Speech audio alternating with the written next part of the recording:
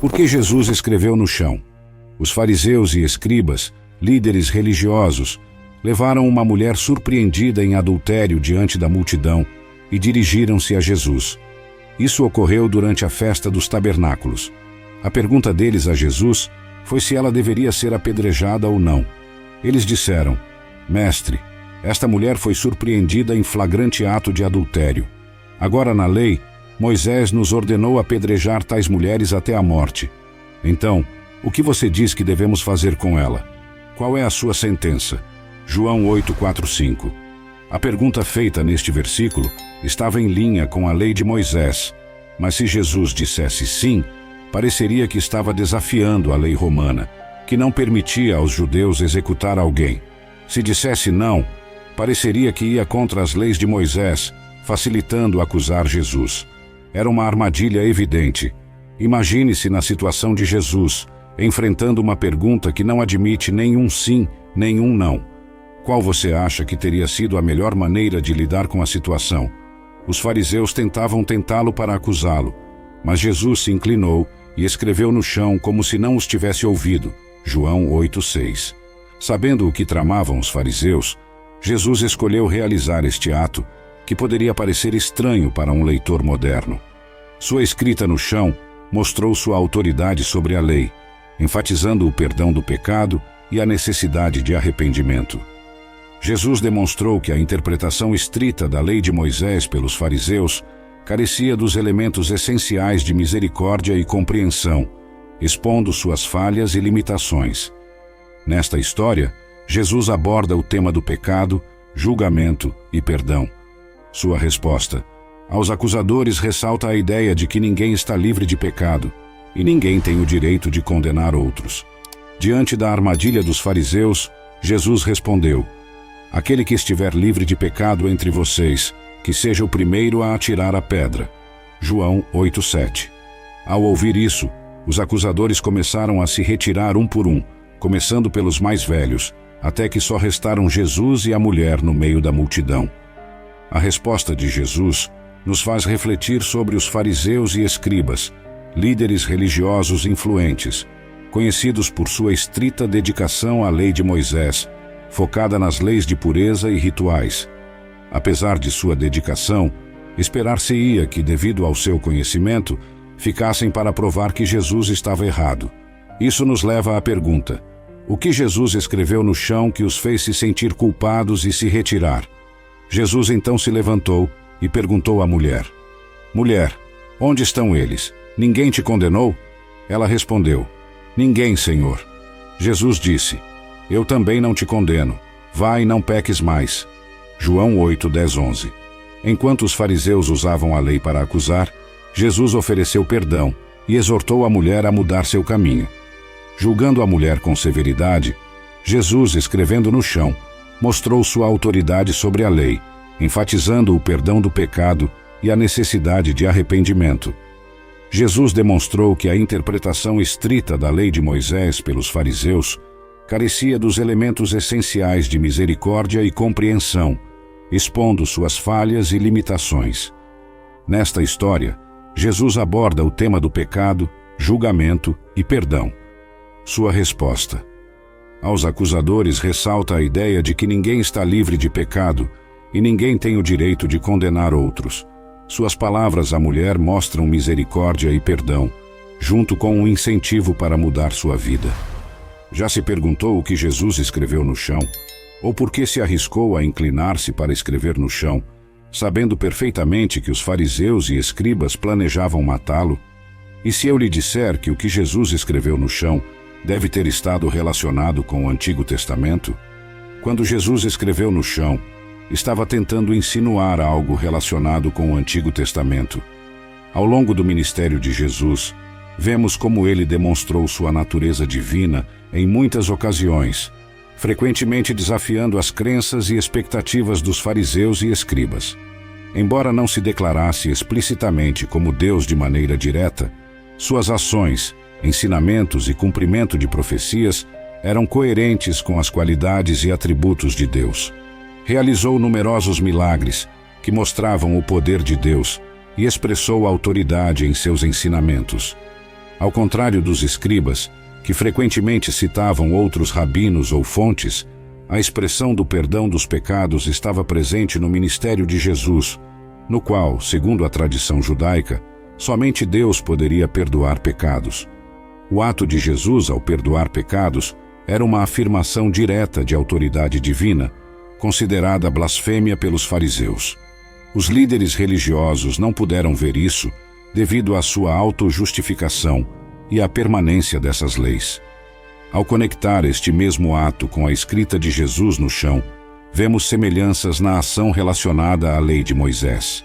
Devido à impaciência dos israelitas, por Moisés, adoraram ao bezerro de ouro, o que levou à ira de Moisés e à quebra das tábuas que continham a lei de Deus, escritas com o dedo de Deus. Moisés, em seguida, orou a Deus em nome do povo, e Deus aceitou renovar a aliança com um segundo conjunto de 10 mandamentos. Desta vez, Deus disse a Moisés para esculpir os 10 mandamentos, enquanto lhe dizia o que escrever.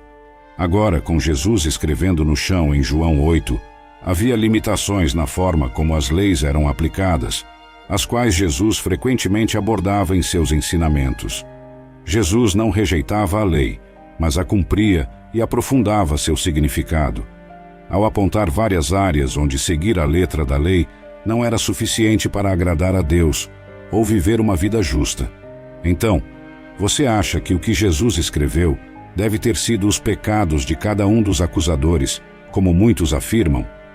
Para entender por que Jesus escreveu no chão, vamos olhar para o livro de Jeremias. Ó Senhor, esperança de Israel, todos os que te abandonarem serão envergonhados. Aqueles que se desviam de ti na terra serão escritos, porque abandonam o Senhor, a fonte de água viva. Jeremias 17:13. Este capítulo de Jeremias era uma mistura de profecias, advertências e reflexões do profeta Jeremias. Aqui, Judá havia pecado contra Deus, e segundo a descrição de seus pecados na Bíblia, era tão grave que deveria ser escrito com uma ferramenta de ferro ou com uma ponta de diamante, gravado profundamente em seus corações. Isso mostrava que o pecado era mais do que o que os olhos podiam ver, mas estava profundamente enraizado em seu coração e em sua sociedade. Eles sempre caíam no pecado porque confiavam em sua própria força, em vez de confiar em Deus, o que se conecta com a mensagem de Jesus ao escrever no chão. O profeta Jeremias continuou descrevendo uma maldição para aqueles que confiam no homem e se afastam de Deus, comparando-os com plantas no deserto que lutam para sobreviver. Em contraste, aqueles que confiam em Deus são abençoados e comparados com uma árvore plantada junto à água, que permanece viva, mesmo em tempos difíceis. O aspecto mais importante deste capítulo foi quando Jeremias refletiu sobre a natureza do coração humano, descrevendo-o como enganoso e desesperadamente perverso. O mais importante é que ele enfatizou que Deus, que conhece o coração, é o juiz supremo das ações e intenções humanas. Jesus conhecia os corações dos acusadores, dos fariseus e escribas, quando, após escrever no chão, lhes disse: Aquele que estiver livre de pecado entre vocês, que atire a primeira pedra. Naquele momento, eles não puderam defender suas crenças. Isso significa que o que Jesus escreveu no chão foi o pensamento de seus corações, ou poderia ter sido seus nomes. Aproximamo-nos da melhor parte do livro de Jeremias, conectada com a razão pela qual Jesus escreveu no chão. Conforme Jeremias 17:13, Deus é reconhecido como a fonte última de esperança e estabilidade para Israel, para seu povo. Isso implica que a verdadeira segurança e esperança só se encontram em Deus, mas o verso adverte que aqueles que abandonam Deus enfrentarão consequências. Quem abandona ou se afasta de Deus enfrentará vergonha. Não apenas se sentirá envergonhado, mas experimentará uma sensação mais profunda de perda e fracasso por dar as costas à verdadeira fonte de vida e bem-estar. Isso foi o que os escribas e fariseus experimentaram depois que Jesus pediu que atirassem a primeira pedra, se não tivessem pecado. A parte mais importante deste verso foi a frase que dizia que seus nomes seriam escritos no pó, simbólico daqueles cujos nomes seriam escritos no pó, as pessoas que rejeitam a Deus. Isso significa que Jesus escreveu os nomes dos acusadores no chão, porque o haviam rejeitado como o Messias. Em tempos antigos, escrever algo no pó ou na areia significava que não era permanente e podia ser apagado ou desaparecer facilmente, ao contrário de escrever em um lugar mais permanente, como um livro ou tábuas de pedra. A implicação aqui é que aqueles que rejeitam a Deus não perdurarão nem assegurarão o futuro. Por fim, Jeremias referiu-se a Deus como a fonte de água viva, uma metáfora que sugere que Deus é a fonte da vida, assim como a água é essencial para a vida física. Deus é uma parte essencial de nossa vida espiritual e bem-estar total, explicando o que Jesus ensinava quando foi ao templo para ensinar antes de lhe trazerem a mulher surpreendida em adultério, e este ensinamento logo antes do final da festa dos tabernáculos. A mensagem de Jesus era que ele é a água viva, uma mensagem difícil de aceitar para muitos no templo. Jesus referia-se novamente à lei de Moisés, sabendo perfeitamente que o rejeitariam. Apesar da dedicação dos escribas e fariseus à lei, Jesus questionou por que buscavam matá-lo, apontando novamente seu nível de hipocrisia. Se um homem se submete à circuncisão no dia de descanso para evitar violar a lei de Moisés, por que estão zangados comigo por fazer com que todo o corpo de um homem esteja bem no dia de descanso? João 7, 23. Há muitas discussões sobre o que exatamente Jesus escreveu no chão, incluindo a ideia de que ele deveria ter estado escrevendo a lista de pecados cometidos por cada um dos líderes judeus presentes na cena. Outra opinião aponta para a ideia de que, dado que a mulher foi surpreendida em adultério, ela deveria estar nua, razão pela qual Jesus se agachou para evitar ver a mulher nua. No entanto, essas afirmações não são certas. O ponto da passagem não foi exatamente o que Jesus escreveu no chão, mas a hipocrisia ao julgar os outros. Agora, no último e mais importante dia da festa, Jesus se levantou e clamou em alta voz: "Se alguém tem sede, venha a mim e beba. Quem crê em mim, como diz a Escritura, do seu interior fluirão rios de água viva." João 7, 37 a 38.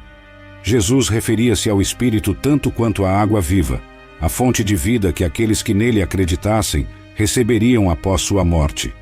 Estas palavras de Jesus dividiram a multidão, e muitos se foram por caminhos separados.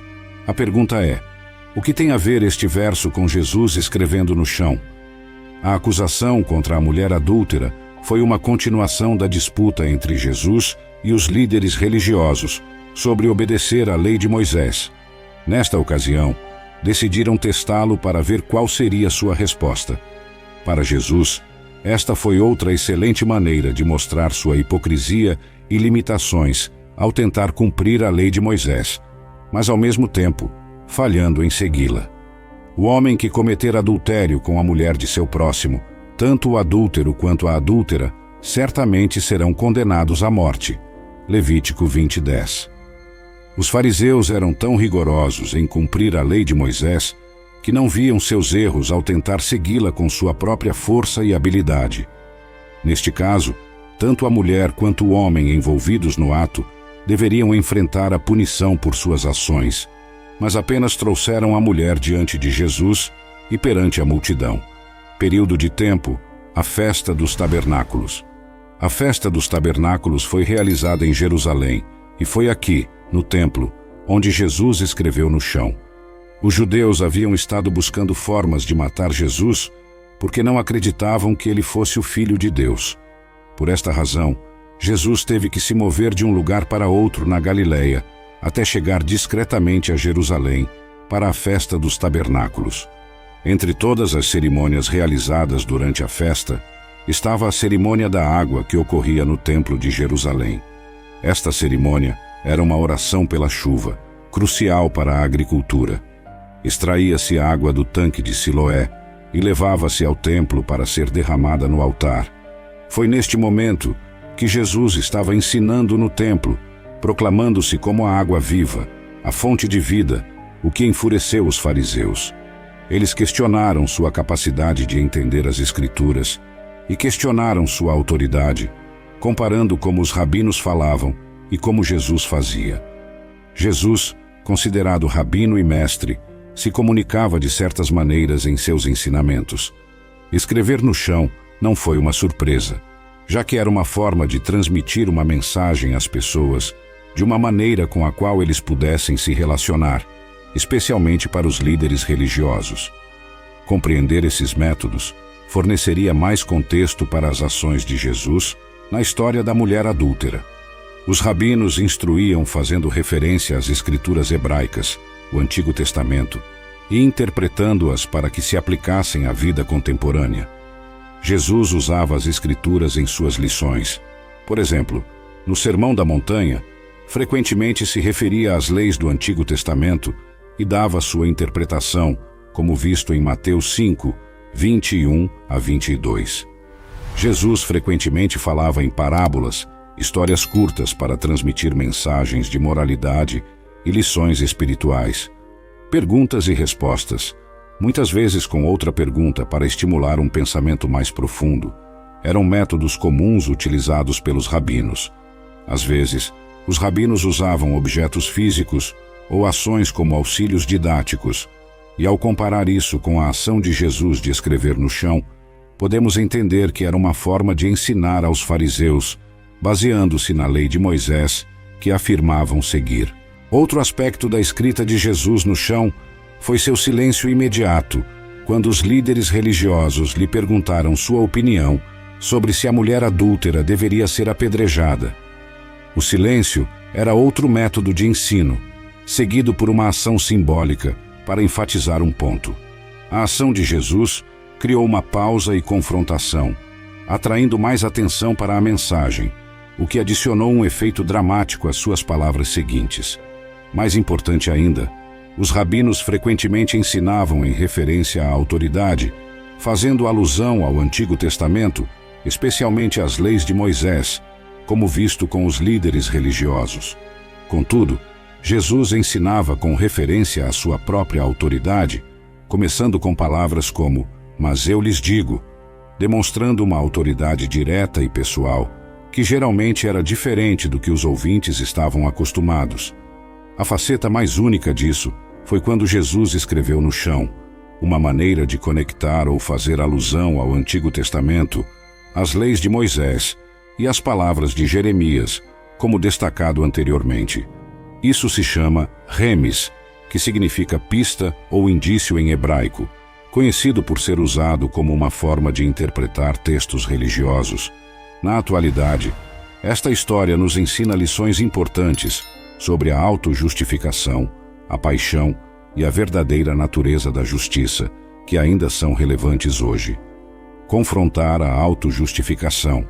A atitude dos fariseus e escribas, ao levar uma mulher surpreendida em adultério diante de Jesus, foi um sinal de autojustificação. Isso nos ensina a importância da autorreflexão antes de julgar os outros. Devemos ter cuidado para não nos sentirmos moralmente superiores e lembrar que todos temos nossas imperfeições, justiça seletiva e hipocrisia. Os acusadores se focaram apenas no pecado da mulher, ignorando convenientemente que o homem envolvido no adultério não foi levado à justiça. Esta justiça seletiva destaca sua hipocrisia e nos lembra que a verdadeira justiça não é apenas sobre punir o mal, mas também sobre equidade e integridade. Em nossas vidas, isso nos instiga a nos esforçar pela equidade e não deixar que nossos preconceitos turvem nosso julgamento. Equilíbrio entre justiça e misericórdia. Jesus combina habilmente equidade e bondade. Embora não descarte a lei, traz uma compreensão mais profunda da justiça, que inclui compaixão. No mundo atual, essa abordagem é crucial. Trata-se de manter regras e leis, mas também de vir de um lugar de compreensão e misericórdia quando necessário. A importância da compaixão e do perdão. Quando os acusadores se vão, Jesus se dirige à mulher com compaixão, dizendo-lhe: "Nem eu te condeno, vai e não peques mais." João 8:11. Isso destaca a importância do perdão. Jesus não tolera suas ações, mas oferece uma oportunidade para mudar sua vida. Arrependimento, para nós, é uma lição sobre mostrar compaixão e oferecer segundas oportunidades em vez de condenar outros pelo passado. Reflexão sobre o pecado pessoal. A história nos insta a refletir sobre nossos próprios pecados, assim como os acusadores que, um a um, devem reconhecer nossas próprias imperfeições. É um lembrete de que todos precisamos de graça e devemos estender essa graça aos outros. Reconciliação sobre condenação. Jesus exemplifica o desejo de reconciliação sobre condenação. Esta abordagem é crucial em nossas interações, focando em curar e reparar relacionamentos, em vez de punir ou excluir outros. As palavras de Jesus à mulher, "Vai e não peques mais", nos lembram que o perdão é um chamado para mudar nossas maneiras. Trata-se de avançar para uma vida de integridade e retidão. Papel como ministros de reconciliação. Como cristãos, somos chamados a ser ministros de reconciliação, refletindo o desejo de Deus de trazer as pessoas para uma relação correta com Ele. Isso significa mostrar aos outros a mesma graça e perdão que recebemos. Plano de salvação de Deus. A história se alinha com a mensagem mais ampla do Evangelho de que Deus enviou Jesus, não para condenar o mundo, mas para salvá-lo. João 3:17. O encontro com a mulher adúltera representa a verdade da salvação, a graça e a possibilidade de uma nova vida em Cristo. Em resumo, a história de Jesus escrevendo no chão ao lidar com a mulher adúltera nos ensina sobre os perigos do julgamento autodireito, a importância da compaixão e do perdão e o chamado à transformação pessoal. É uma lição atemporal sobre tratar os outros com justiça, misericórdia e graça, reconhecendo nossa própria necessidade do mesmo.